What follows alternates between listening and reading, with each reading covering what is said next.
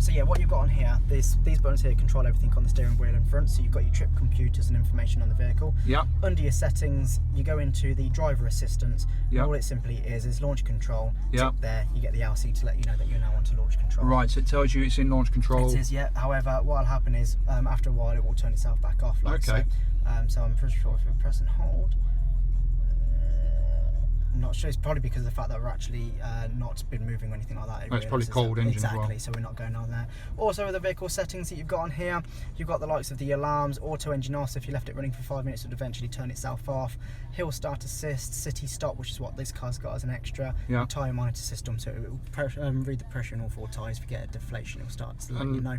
Has it got auto stop start? It has, yes, which is just down here. And again, obviously with the engine being nice and cold, it's not going to work at this particular moment. And can it be permanently switched off? You have to turn it off every time you restart the engine. Right, okay. So if I turn the engine off and turn it back on, it would activate itself back on again as well. But if I asked your guys to configure it so that could it be switched off permanently? I wouldn't know. I'd have to talk to the service chaps about that. We've got a guru who knows all that sort of thing. Okay. Dual climate control just down here as well, so you can have a temperature on both sides of the vehicle. Yep. With a heated front windscreen, which is absolutely brilliant on the Ford vehicles. Okay. So it saves you from scraping the windows in the winter. Well, yeah, handy, yeah. So it's quite nice. DAB radio, CD, Bluetooth connectivity, SD cards in here as well for your satellite navigation system, which is just under there, with also USB connectivity and 12 volts just in there as well. Yep. You've got your navigation on here, which I'll just pull up for you so you can see how that looks. You've got various views. You can have it fixed at a pointed on a north view, or you can swap it to where you're facing, or swap it to a nice angled view just there. Okay. Again, all voice activated. If you don't want to touch the screen, you can do everything through the voice activation on the steering wheel. Right. Which is very nice and clear. As I say, Sync 2 is going to be completely different to Sync 3, but I'll give you a demonstration. Push the button here. She comes up with the commands. Please say a command. Cancel.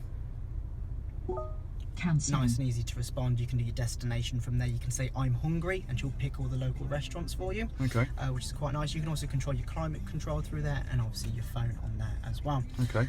When you do knock it into reverse, which is just a lift up and over, on comes your camera. Right. Okay.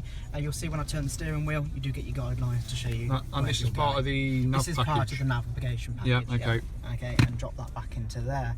You've got a traction control button just here. Press and hold that for 5 seconds. We'll take the traction control completely off. Yeah. Okay.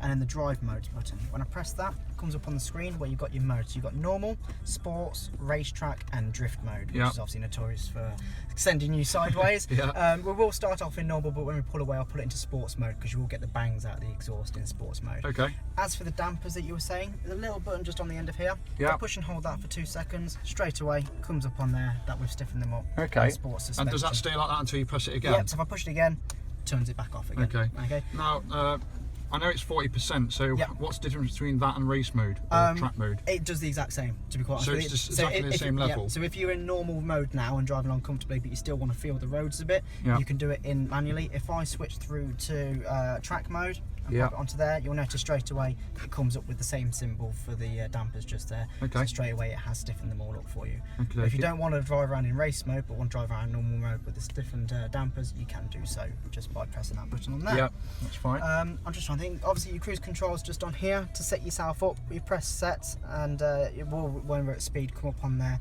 When you hit, sorry, wrong button. Press that one there with the clock. It will come up with set miles per hour. Yeah. Okay.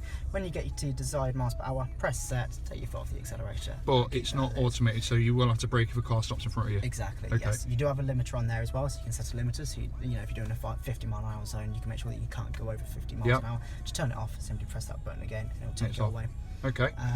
Any other questions that you'd like Yeah, to one other question is, what fuel have you got in at the minute? At the moment, we've just got the standard petrol. We haven't used any automatum or anything like that. Right, so it runs fine on 95 it does, RON? Yeah, and that won't void the warranty or anything like that? Not at all, no. Okay. So at the moment, we're actually doing an average of 16.4 miles to the gallon. 16.4, yeah. This particular car's done just over 1,000 miles. So it's brand new? Pretty much, yeah. Okay, that's fine. Obviously, up here, you've also got your opening sunroof. Yeah. If you wanted to go for that feature. Cool. Or memory for starting to call it. There we are. Any other questions you have at all? I don't think so, mate, no. Sounds good. Drive. Right, what we'll do is we'll pop it into sports mode then, and we will pop down to Asda and have a swap over. Right, mate.